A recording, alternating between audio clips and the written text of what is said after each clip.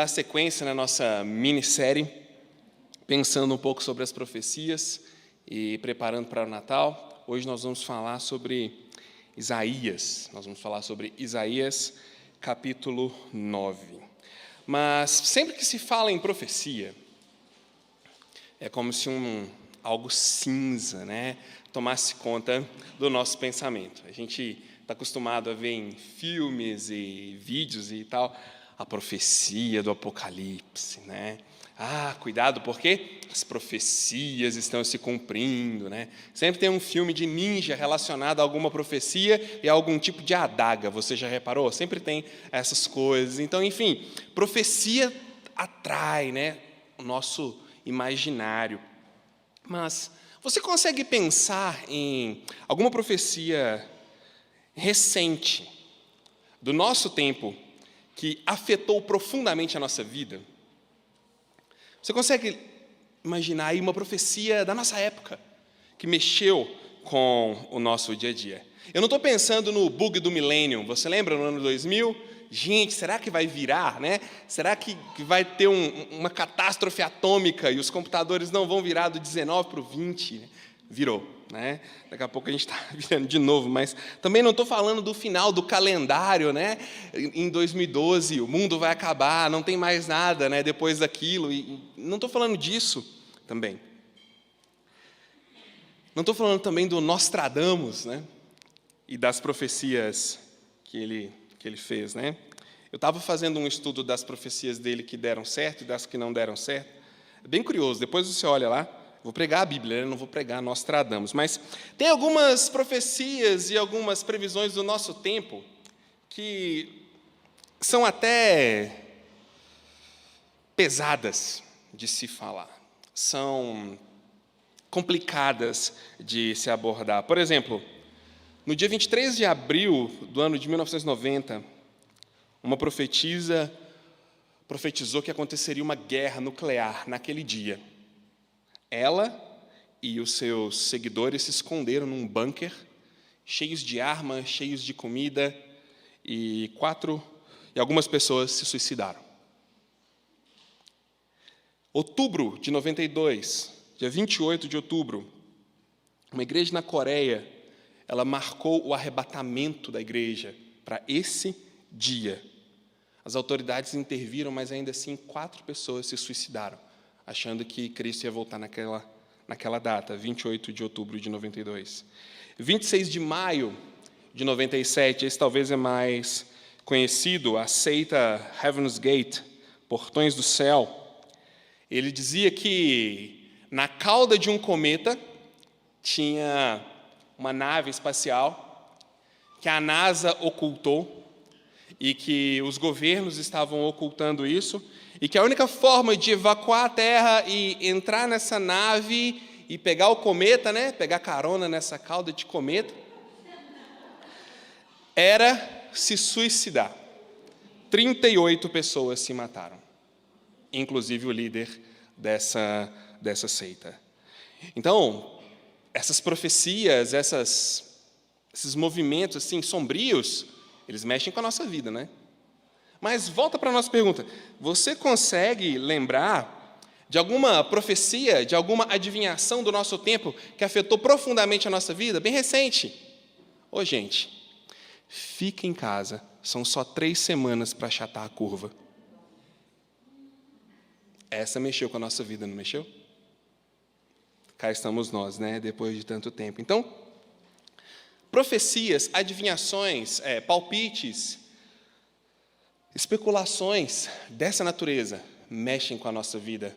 Pessoas acabam até com a própria vida por acreditar profundamente nesse tipo de coisa.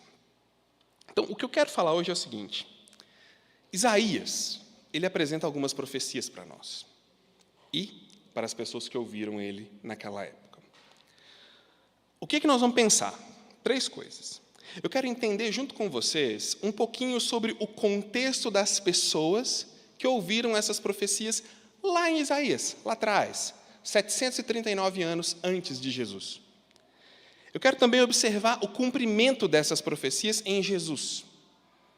Jesus como cumprimento disso. E, por fim, eu quero olhar junto com você para frente em relação ao nosso tempo. Olhar para frente, pensando no agora, para verificar se existe alguma profecia que nos dá esperança, que nos dá medo ou que mexe com a nossa vida. Beleza? Vamos lá, então. Abre sua Bíblia aí no livro de Isaías. Isaías fica no Antigo Testamento. Isaías é considerado um dos profetas maiores. A gente tem uma divisão, algumas divisões na Bíblia, e ele é considerado um dos profetas maiores. Por quê? Porque Isaías era grandão? Não, porque o livro dele é grande. Tá? Isaías, Jeremias, Daniel são considerados profetas maiores, porque o livro é grandão. E esse livro tem 66 capítulos. Olha só, a gente está falando de profecia, né? Está falando de profecia, de numerologia. Isaías tem 66 capítulos. Quantos livros tem a Bíblia? 66. Gente, sabe o que isso significa? Nada. 66 capítulos Isaías tem, tá legal? Isaías significa Javé salva. Esse é o nome, a tradução de Isaías para o português. E quando que acontece a história desse livro? Olha, a gente poderia fazer uma série de um semestre só em Isaías, tá? Porque o que eu vou fazer aqui agora é dar um en passant por cima de Isaías. Nós vamos dar uma olhadinha ali para ver se você fica com vontade de estudar mais e quem sabe a gente até faz uma série nisso, ano que vem ou nos anos por vir. Mas esse livro acontece aproximadamente no ano 739 a.C. E para você localizar ele na Bíblia, deixa eu te contar uma coisa. A Bíblia não foi escrita em ordem cronológica, tá? Gênesis, Êxodo, Levítico, Número, Deuteronômio, Josué, Juízes, Ruth, eles não estão em ordem cronológica. Logo, Isaías, que está lá na frente, você vai pegar ele e vai encaixar ele lá em Reis. Tá bom? Isaías está acontecendo dentro do livro de Reis, especificamente segundo Reis, quando ele narra ali alguns reinados. Especificamente, ele começa no período do último ano do reinado do rei Uzias. Rafael, para que isso é importante? Porque esses reis, eles foram peças fundamentais no processo dessas profecias. Tá? Mas eu entender o nome desses reis, eu gravar o nome desses caras, vai me fazer um cristão melhor ou pior? Não, não vai te fazer um cristão melhor ou pior, mas vai te dar sentido para aquilo que acontece depois. Por isso a gente dá atenção para uns nomes esquisitos que tem na Escritura. Tá? Não é que saber isso faz da gente pessoas mais cultas, especiais, ou cristão cult, né? Não. É porque isso liga os pontos para aquilo que vem depois. Tá? O que estava acontecendo ali? Os reinos de Israel e Judá, eles estavam divididos em reino do norte e reino do sul, respectivamente Israel e Judá, sob a liderança de dois reis, Jeroboão II e Uzias. Eles eram bons reis, eles eram bons gestores, tá? Bom nesse sentido, eles organizavam politicamente, economicamente bem os reinos, e era um tempo assim de muita prosperidade. A vida estava indo para frente, estava caminhando bem, o relacionamento com as outras nações, por enquanto, ia bem. Tá? Só que, no meio desse tempo de muita prosperidade, começou a ter um tempo de muita prostituição espiritual. É como se, no meio de tanta coisa acontecendo, e no meio de um ambiente assim bem próspero, eles se esqueceram um pouco de como Deus os havia trazido até aqui, começaram a se misturar e criar um sincretismo muito complicado, com outras religiões, com outras crenças. Um dos reis que a gente vai falar aqui, Acás, é um dos, na sequência, ele queimou o próprio filho em holocausto. Então, a situação ali foi se tornando uma situação pesada, religiosamente falando. Tá? E o que Deus fez? Deus chega para essas pessoas e dá um aviso. Ele dá um aviso lembrando da disciplina da aliança. Se você parar um pouquinho depois e ler Êxodo, Números, você vai ver lá que, em alguns momentos, ele fala para o pessoal assim, olha, eu estou tirando vocês de uma escravidão, eu estou tirando vocês do meio de um local problemático e dando para vocês uma terra nova para vocês habitarem. Mas é o seguinte, lá tem outros deuses, lá tem outras crenças, não se deixem levar.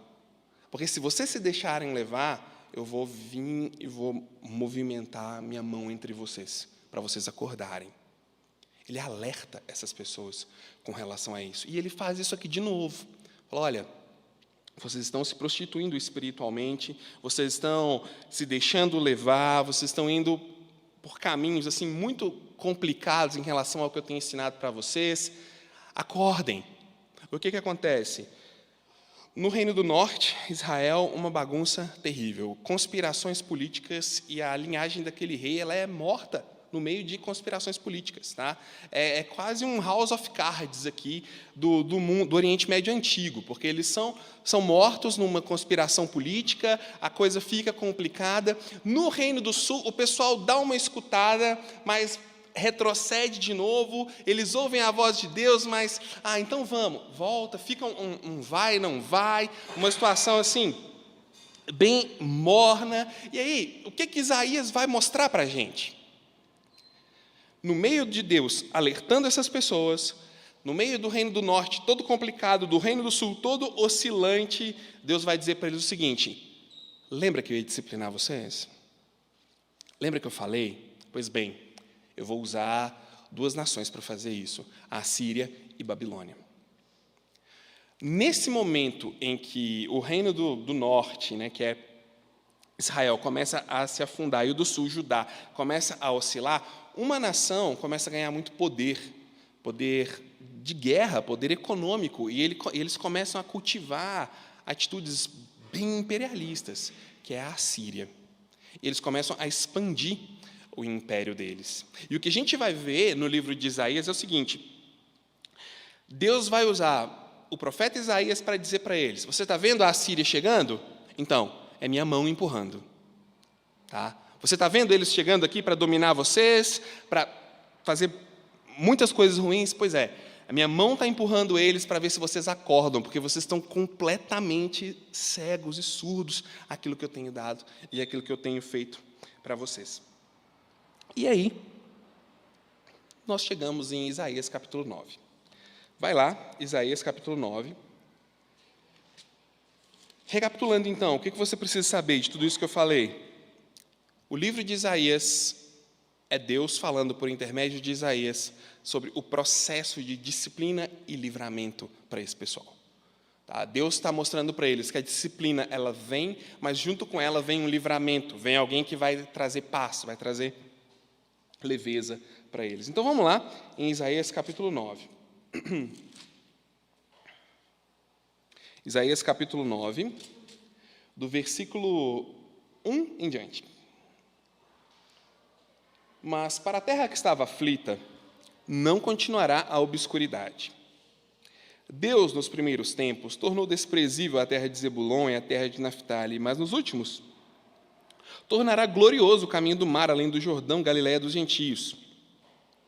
O povo que andava em trevas viu grande luz, e os que viviam na região da sombra da morte, resplandeceu-lhes a luz. Tens multiplicado este povo, a alegria lhe aumentaste. Alegram-se eles diante de ti, como se alegram na ceifa e como exultam quando repartem os despojos.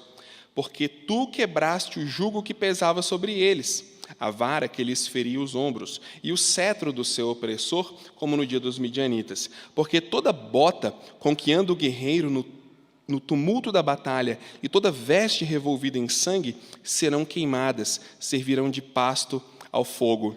Porque um menino nos nasceu, um filho se nos deu, o governo está sobre os seus ombros, e o seu nome será Maravilhoso Conselheiro, Deus Forte, Pai da Eternidade, Príncipe da Paz.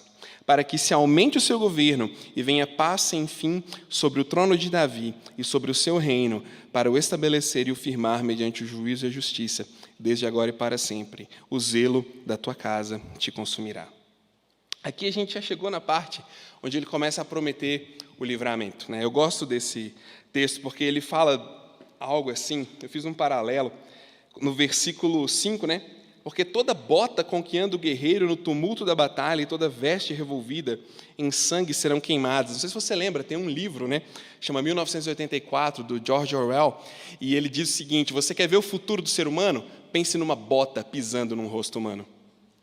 Então, olha a esperança que ele traz, muito maior do que a esperança que a gente vê nos sistemas, nas perspectivas políticas, econômicas. Ele promete algo além. E esse algo além que ele está prometendo para esse pessoal aqui é o seguinte: é para criar uma expectativa. Se você começa a ler, em algum momento aqui, principalmente se você ler Isaías 7,14, em algum momento você vai começar a pensar assim, quem que é esse menino que vai nascer de uma mulher virgem? Cadê? Quem que é? Porque Isaías 7,14 fala, conceberá, a virgem conceberá, dará à luz um filho, esse será chamado Emanuel, e antes que esse menino comece a falar, a andar, os seus opressores vão cair por terra. E aí vem capítulo 9, e de repente a gente fica assim, quem que é? Cadê o menino, gente? Como que pode isso? Né? Tem algumas questões nesse texto, porque a gente pode perguntar assim, será que Isaías estava pensando em Jesus quando ele falou isso aqui? Será que ele tinha em mente um plano de salvação que Deus estava se desenvolvendo? Porque o Jeff falou uma coisa na semana passada, que é um conceito muito importante sobre profecia. Ele disse, profecias precisam ser entendidas, muitas vezes, em cascatas. Qual que é essa ideia de cascata? Ela começa, mas ela vai seguindo adiante. Tá? Ela tem um processo onde ela vai passando por etapas específicas, em tempos específicos. Então, pensando neles aqui, na cascata deles, não na nossa, no que eles ouviram lá naquela época, será que Isaías estava pensando assim, que legal, vai vir Jesus, né, no jumentinho e tal, nossa. Será que Isaías pensava isso? Ou será que talvez ele não pensava dessa forma, mas ele sabia que o que ele estava falando tinha um sentido duplo, tinha um sentido mais perene na história de salvação. Se você ler o texto e perceber que ele não vai deixar claro quem é o menino, onde que ele está, cadê ele livrando o pessoal aqui, você vai ver que ele tinha noção que era algo mais além. Porque acontecem duas coisas aqui nesse texto de Isaías, que são as duas possibilidades atuais deles, tá? Atual naquela época, de quem seria esse menino. A primeira delas é que seria o próprio filho de Isaías. Tá? Isaías teve um filho, se você olhar um pouquinho mais para trás aí, ele teve um filho, o nome do filho é até interessante lá no capítulo, deixa eu achar aqui, eu não anotei, eu perdi, mas rápido despojo, presa segura, o nome do filho dele. Ele vai, encontra com uma sacerdotisa, daqui a pouco eu procuro, ele encontra uma sacerdotisa, tem um filho com ela, Deus fala, põe o nome desse menino de rápido despojo, presa segura. Alguns vão dizer, esse cara aí é um menino, que nasceu de uma mulher que não tinha relações sexuais até então, e ele nasceu. Esse é o Salvador. Mas a coisa mais legal sobre esse menino é o nome dele, porque o resto a gente não sabe nada. Outros vão dizer que é o rei Ezequias. E eu acredito que é muito mais provável que Ezequias seja o cumprimento atual para eles dessa promessa, porque Ezequias foi um rei que ele tentou trazer uma reforma religiosa para aquele pessoal. Se você olhar em 2 Reis, capítulo 18, do versículo 1 ao versículo 7, 2 Reis, capítulo 18, do versículo 1 ao 7, você vai ver que quando ele entra no reinado, o que ele faz? Ele quebra os ídolos, ele queima os locais onde os ídolos eram adorados, ele dá uma limpeza toda aquela situação complicada e tenta trazer de volta a adoração ao Deus verdadeiro. Inclusive, lá no capítulo 18, os assírios tentam uma parceria política com ele e ele nega. Mas a profecia diz, o seu nome será maravilhoso, conselheiro, Deus forte, Pai da eternidade, príncipe da paz, o governo estará sobre os seus ombros. Não pode ser Ezequias, porque um pouquinho mais para frente, no capítulo 19, versículo 12, o que acontece? Ezequias tem uma doença, fica para morrer, fica ruim, Deus dá para ele mais alguns anos de vida.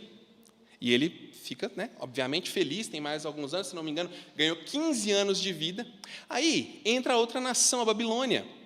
Eles vêm fazer uma visita para eles, vem uma comitiva, assim, super despretensiosa da Babilônia, e fala assim, nossa, Ezequias, você é um rei tão poderoso, você é um rei tão forte, Deus tem feito tanta coisa na sua vida, a gente veio aqui conhecer. Ezequias falou, nossa, é mesmo, eu sou bom mesmo, vem cá, pode ver tudo que eu tenho, olha o meu reinado, olha o meu palácio, olha as minhas coisas. Pouco tempo depois, adivinha quem que estava voltando para dominar eles? Babilônia.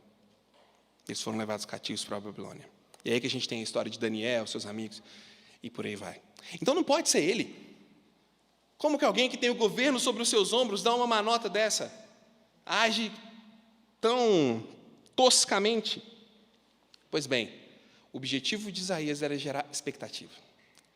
E aqui, eu diria, quando a gente pensa em profecia, a gente não tem que ficar viajando na maionese, assim, tem um número disso, um número daquilo, porque a besta, não sei o quê. Esses dias deu um reboliço danado, não sei se vocês viram, colocaram um leopardo de asa lá no quintal da ONU, vocês viram isso?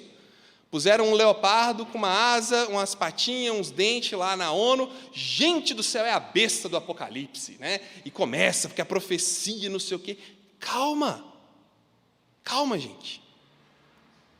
Profecias têm o objetivo de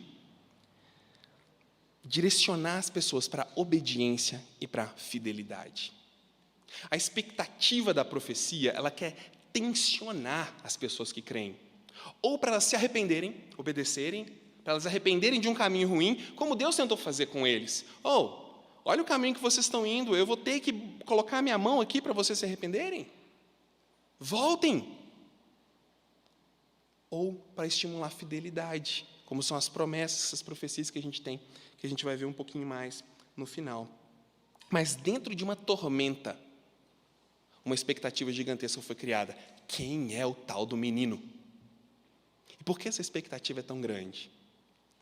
Olha só, desde quando Moisés tira o pessoal do Egito, tá bom? Moisés vai lá, lidera eles para saírem da escravidão do Egito. Se você não lembra, o povo hebreu foi escravo por mais ou menos 400 anos no Egito, e Deus usou Moisés para tirar ele de lá. Tem um filme muito legal, chama O Príncipe do Egito. É bem bonitinho, se você não viu, olha lá, vale a pena. Tira esse pessoal de lá, lidera eles no deserto. Depois, ele morre, vem um cara chamado Josué. Lidera esse pessoal. Depois a gente tem um período ali sem um líder específico, sem um cara específico, são vários, são juízes. Pessoas que vêm e falam para eles assim, se arrependam. Esse caminho não é bacana, um exemplo disso é Sansão. Mude, Deus vai vir contra vocês, vai dar uma chacoalhada. Depois disso a gente tem os profetas, tem Samuel. Depois de Samuel a gente tem os reis. Percebe? Eles estão sendo sempre guiados e libertados por gente forte, por gente de poder político, por gente de relevância, por guerreiros, por diplomatas superacadêmicos. Mas, de repente, uma nação chegando para dominá-los, a profecia de liberdade é: um menininho vai nascer. Mexe com a cabeça deles. Quem que é esse menino? Como assim? Cadê? Vai nascer um menino e ele vai libertar vocês. E o governo está sobre os ombros dele. Não, o governo está lá com o Senaqueribe, o governo está com o pessoal da Síria lá. Eles é que têm o governo. Não. Ele é o príncipe da paz. É esse menino que vai nascer de uma virgem. De uma virgem, como assim? Eles poderiam dizer, Isaac eu até entendo, né? Nasceu de uma mulher infértil, o pai dele já era mais velho. Eu até entendo, uma mulher que não poderia dar à luz, ter um filho, mas nascer de uma virgem, é isso mesmo, é um menininho muito mais especial do que todos esses que vieram. Diferente, que tem o governo sobre os ombros dele. Poxa vida, a expectativa nele está lançada. Estão percebendo a criação de um cenário? É por isso que chama advento, porque vai acontecer alguma coisa. Porque algo vai se desdobrar no cenário da história. Algo vai acontecer. E para eles, grava isso, tá? Naquele momento de terror, de tensão, de instabilidade política, eles recebem a promessa de um menininho que vai nascer. E esse menininho vai ser o super conselheiro, o Deus forte, o Pai da eternidade e o príncipe da paz. E a gente vê isso se cumprindo lá em Jesus Cristo. Mateus capítulo 1, versículo 26, até o versículo 35, mostra a narrativa do anjo falando com Maria, né? O anjo aparece para ela, alegra-te, muito favorecida. Como assim? Fica com medo, né? A atitude que as pessoas normalmente têm quando encontram com anjos, na Bíblia mostra, eles ficam com medo, né? Ano passado a gente até viu a imagem, né, a pintura desse momento, né, no imaginário do artista, mas ela fica com medo e o anjo fala com ela: não, fica tranquila, você vai ter um filho. Que isso, anjo? Não, como que eu vou ter filho? Eu não tenho contato com homem algum, não sei se você sabe, mas para fazer filho, né? O anjo: não, fica tranquila. O que você vai ter no seu ventre não é de homem nenhum, não, é do Espírito Santo. Você vai conceber e vai dar à luz esse filho, pode ficar tranquila. E ele nasce. E capítulo 2, versículo 16, a gente vê o rei Herodes, né, falando para os magos assim: onde é que será que esse menino vai nascer? Quando volta aqui, me conta, né, falando para o pessoal, eu quero saber, eu quero adorar ele também, mas estava morrendo de medo, porque ele sabia que era um menininho, mas era um menininho que tinha um governo sobre os ombros, então tem que tomar cuidado. Mandou matar todas as crianças abaixo de 2 anos. Percebe como a chegada dele foi trazendo uma inquietação. A gente olha para Simeão, Lucas, capítulo 2, versículo 25 até o versículo 35, Simeão recebeu ali uma promessa de que ele não morreria sem ver o Salvador, e ele pega Jesus no colo e fala: agora eu posso morrer feliz, agora eu posso morrer tranquilo, porque eu vi o Salvador. Ana, a profetisa Ana diz: está aqui o menino que veio salvar o mundo. Jesus, a gente vê ele como o cumprimento dessa promessa por causa do barulho que ele fez quando ele chegou. A expectativa que tinha ao redor dele. A ponto de um homem, de um velho já dizer: eu posso morrer, porque eu já segurei o menino. Porque eu já peguei no colo o menino. Mas lembra que eu falei que profecias são em cascata? Esse menino, ele não tinha o governo sobre os seus ombros, tinha? Me fala uma coisa. O que esse menino carregou nos ombros? O governo? A cruz. Esse menino tinha a cruz nos ombros. Para que ele pudesse chegar a carregar o governo em seus ombros, antes ele precisou carregar a cruz. Agora volta para Isaías e a gente vai ver Isaías dando assim uma perspectiva bem longa para as pessoas. Olha, a Síria está chegando, daqui a pouco a Babilônia, vai ter um reizinho aí mais ou menos, Ezequias, mas o menino que está vindo, ele é que vai resolver a coisa mesmo, tá? E ele vai vir, mas nessa mesma profecia, ele fala coisas que ainda não aconteceram, que esse menino ainda não fez. Ele veio, carregou a cruz, mas ele ainda não veio e bateu o martelo do seu governo. Ele ainda não estabeleceu a paz. Ele ainda não mostrou para as nações quais são os verdadeiros conselhos que uma nação precisa. Ele ainda não mostrou para o mundo o que é um governante piedoso e justo. Essa profecia, a cascata dela é mais para frente. Nas nossas pregações também ela é mais para frente. Mas olhando agora no nosso tempo, no agora, olhando para frente. Do mesmo jeito que Deus deu promessa de disciplina para eles, isso pensando hoje, Ele deu disciplina para eles, Ele deu libertação. E como a gente pode saber, naquela época, que a libertação aconteceria?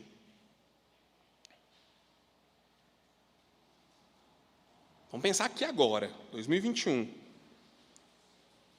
Para a gente é fácil, a gente tem a escritura toda, então é fácil, né? A gente olha aqui, vai lá na frente, está tudo lá, mas eles não tinham isso ainda. Eles não tinham essa visão holística que a gente tem. Então, como eles poderiam saber que a profecia desse menino, a coisa mais esquisita, um menino, de repente, vai livrar esse povo de uma nação cruel?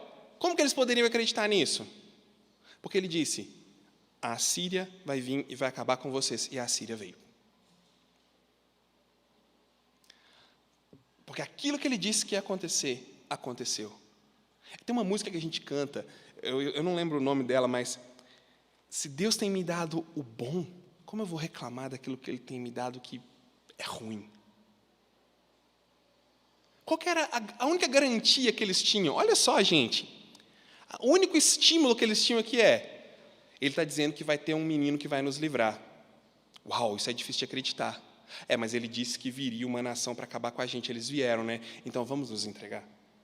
Vamos deixar rolar, então. Então vamos nos entregar na mão desse Deus, porque é melhor. Nós já tentamos, nós construímos ídolos, a gente queimou criança, a gente fez orgia sexual, a gente queimou incenso. Fala que Acás, esse rei, né? Ele queimava incenso nos monumentos que ele criava. Fala que o cara era tão idólatra que a Bíblia diz o seguinte: cada árvore bonita que ele via, ele acendia um incenso.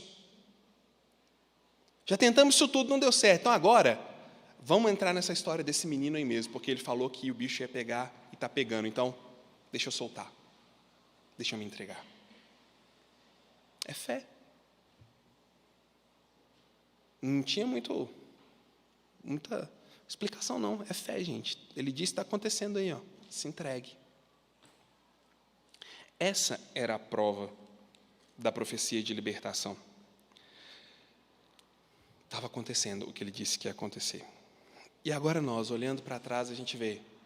Para um pouquinho de pensar que a gente vai olhar para frente, olha para trás de novo. A gente está um passo a mais na cascata. Porque eles estavam lá no início da cascata vendo assim, tem que ter fé para acreditar nisso, né? Então tá, pensando lá atrás. Nós estamos um pouco mais na frente da cascata dizendo, realmente, tem que ter fé para acreditar que aconteceu aquilo ali mesmo. Tem que ter fé, né? Aconteceu lá atrás, a cruz. E agora vamos olhar para frente. Qual que é a única garantia que a gente tem de que a gente pode olhar para frente na nossa cascata profética aqui, na nossa história? A única garantia que a gente tem de que as profecias, as promessas de Deus vão se cumprir, se chama cruz. É a única garantia. Deus não apareceu para nenhum de vocês no céu e disse, acredite, fulano, eu sou real. E nem vai, para ser sincero. A gente não precisa. Mas a gente tem a cruz, a gente tem Jesus. A graça dele é a única garantia que a gente tem de que o que está por vir é algo que a gente pode se entregar. E de repente, do mesmo jeito que para eles, acreditar num bebezinho exigia muita fé, para a gente acreditar num moribundo que supostamente ressuscitou, também exige muita fé. Porque o próprio Isaías disse, foi levado como ovelha perante os seus tosqueadores, não abriu a boca e não tinha beleza nenhuma nele, pelo contrário, todo mundo achava ele feio, horroroso, formosura nenhuma se achou nele. Da mesma forma que eles tinham que acreditar no bebezinho, a gente tem que acreditar no bebezinho grande, morrendo, sofrendo, mas vencendo a cruz. E essa é a única garantia que a gente tem de que promessas e profecias à frente do nosso tempo vão se cumprir. Tanto profecias para estimular o nosso arrependimento, quanto profecias para estimular a nossa fidelidade. Por exemplo, para qual futuro nós direcionamos nossas esperanças? Pensa um pouco. A gente quer garantia, né? A gente quer certeza das coisas. Não estou criticando isso, não. Só estou falando o que a gente quer mesmo. Ou você não quer? Você quer uma vida duvidosa, no escuro, que cada dia é uma aventura, né? Você pegou carona no cometa azul. Não. A gente quer garantia, quer certeza. Mas, na prática mesmo, a gente apoia essas certezas. Em quê? Porque essa é a pergunta que faz diferença no seu dia a dia. Porque saber mais coisas não vai fazer muita diferença, porque nós não somos puramente intelectuais, nós somos seres afetivos. Então, onde estão as nossas afeições, ali está o nosso empenho maior de vida, o nosso empenho maior de entrega, nosso empenho maior de fidelidade, de permanência. Está ali, onde as nossas afeições estão. Ou você faz tudo aquilo que você sabe que é certo, né? Quem dera. Então, na prática, para onde eu direciono a minha esperança? Pessoas. Não, porque agora, ano que vem a gente vai ouvir muito isso, né? Porque agora tem fulano. Agora o Brasil vai mudar. Não, porque agora vai. Agora tudo vai fluir direitinho. Educação, saúde, lazer, saneamento básico. Pessoas. Alianças políticas? Não, porque o fulano agora juntou com o ciclano, agora está forte, agora vai ficar diferente, e agora vai ser bom para a gente, o nosso futuro vai ser melhor, graças a fulano. Para qual futuro direcionamos as nossas esperanças e expectativas? Prosperidade? Não, porque daqui a pouco eu vou melhorar, eu vou ter mais dinheiro, daqui a pouco eu vou prosperar, eu vou formar, eu vou passar na faculdade, vou passar num concurso, eu vou ficar bem, eu vou ter grana, eu vou estar tranquilo. Paz. Já viu? É concurso de Miss, né? A paz mundial. Quero paz. O dia que tiver paz, vai estar tudo bem. O dia que tiver paz, o mundo vai fluir direitinho. Para quais profecias e esperanças a gente direciona a nossa existência? A gente tem que parar e pensar nisso. Sabe por quê? Porque existem algumas profecias bem concretas sobre o nosso futuro que vieram do menininho que iria solucionar o problema da opressão daquele povo, que vieram do moribundo que apanhou naquela cruz, mas que ressuscitou. E assim, colocando em perspectiva aquilo que a gente apoia o nosso futuro e aquilo que a gente diz ser profecias válidas para garantir a nossa existência e o que ele fala, eu quero dar um convite para você. Só a gente aqui, Pare e pense um pouquinho, com honestidade, lá no seu cantinho, lá você sozinho, né? Sem ninguém para te atrapalhar, mas só compara um pouquinho, tá bom? Olha o que ele disse. Ou o que foi dito sobre ele. Atos capítulo 1, versículo 10 a 11. Atos 1, 10 a 11. O que está acontecendo ali? Jesus está subindo ao céu, né? Sendo elevado aos céus. Os discípulos estão lá embaixo, assim, sabe, com aquele olho do gato do Shrek, olhando para cima, assim, mestre, né? E tal, aquela vontade, o que está acontecendo? Quando é que ele volta? Aquela sensação de angústia. Aparecem dois anjos, dois varões vestidos de branco do lado dele e falam assim: o que vocês estão olhando para cima? Eu acho sensacional. O que vocês estão aí olhando para cima?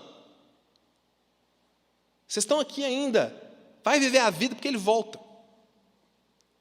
E essa é uma profecia que a gente tem sobre ele, que ele voltará. A gente esquece isso, né? Pedro vai falar assim, alguns falam que Jesus esqueceu da promessa dele, né? 2 Pedro 3,10. Jesus esqueceu da promessa dele, está demorando muito, ele vai voltar mais não. Não, ele é fiel, não querendo que ninguém se perca, mas que todos se arrependam.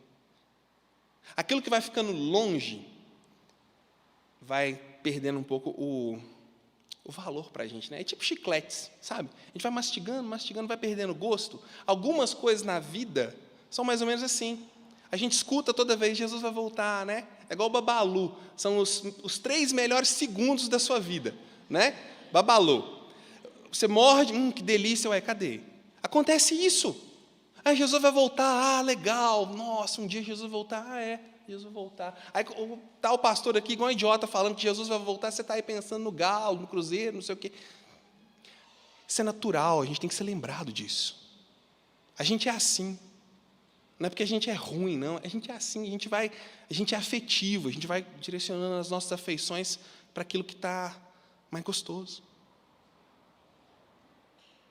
Mas ele vai voltar, gente. Ele vai voltar. Quando, não sei. Mas ele vai. A gente tem essa promessa.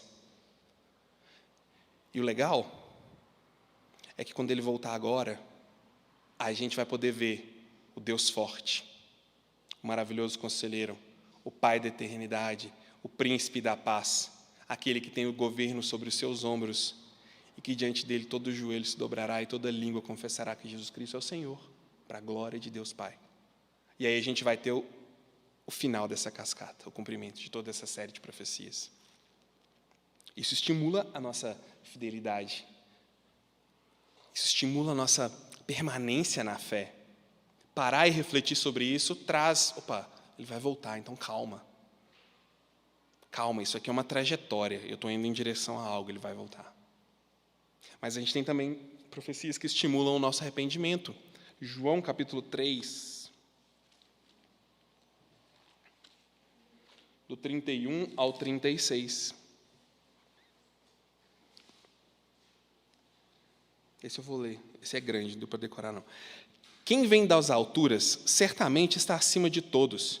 Quem vem da terra é terreno e fala da terra. Quem veio do céu está acima de todos e testifica o que tem visto e ouvido. Contudo, ninguém está acima, ninguém aceita o seu testemunho. Quem, todavia, lhe aceita o testemunho, por sua vez, certifica que Deus é verdadeiro. Pois o enviado de Deus fala as palavras dele, de Deus, porque Deus não dá o Espírito por medida. O Pai ama ao Filho, e todas as coisas tem confiado a Ele. Por isso, quem crê no Filho tem a vida eterna. O que, todavia, se mantém rebelde contra o Filho, não verá a vida, mas sobre ele permanece a ira de Deus. Perceberam as ênfases? Quem crê no Filho, quem crê, tem. O que se mantém como rebelde contra o Filho, não verá a vida eterna, porque sobre ele tem o quê? Tem a ira. Uau! Isso é um estímulo para o arrependimento. Isso é um estímulo para, realmente, existe algo sério no que diz respeito à realidade do meu dia a dia, à realidade da minha vida com Deus. Ah, Val, mas isso não é leve, não. A cruz também não era leve, não, meu filho. Isso é vida real. Leve é a graça que nos dá a oportunidade de não experimentar isso. Mas essa verdade é dura mesmo. É pesada mesmo. Pesado como a cruz que ele carregou por nós. São só duas profecias. São só duas perspectivas de futuro a partir de mim e de você. Para a gente parar. E como eu gosto de falar de vez em quando para vocês, pensar. E aí? O meu futuro está alicerçado onde? No menino que Deus já provou por A mais B, que se tornou homem, que cresceu, que veio, que cumpriu o que falou e que disse que vai voltar? Ou em qualquer outra coisa que não me dá garantias tão concretas assim, de felicidade, de realização, de permanência, de perenidade?